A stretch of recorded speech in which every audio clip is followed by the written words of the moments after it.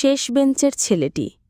একটি ছোট শহরের স্কুলে ১০ম শ্রেণীর একজন ছাত্র সবসময় ক্লাসের পিছনের বেঞ্চে বসত। সে একেবারেই চুপচাপ, বন্ধুবিহীন, পরীক্ষাতেও খুব একটা ভালো ফল করত না। সবাই তাকে অকর্মা বা মূর্খ বলেই জানত। কিন্তু একমাত্র তার ক্লাস টিচার মিসেস শর্মা বিশ্বাস করতেন, এই ছেলের মধ্যে কিছু আছে। তিনি প্রতিদিন তাকে আলাদা করে সময় দিতেন, সাহস দিতেন আর বারবার বলতেন, তুমি পারবে। ধীরে ধীরে সেই ছাত্রটিও চেষ্টা শুরু করল, লেখাপড়ায় মন দিল। পরীক্ষার ফল বের হবার দিন সেই ছেলেটি স্কুলে ২য় স্থান অর্জন করে। সবাই অবাক, শিক্ষকেরা হতবাক। তখন সেই ছেলেটি চোখে জল নিয়ে বলেছিল, আমি শুধু নিজের জন্য নয়, আমার শিক্ষক মিসেস শর্মার বিশ্বাসের জন্য পড়েছি। উনি না থাকলে আমি কিছুই হতে পারতাম না। বছর কয়েক পর ছেলেটি হয়ে যায় একজন সফল বিজ্ঞানী।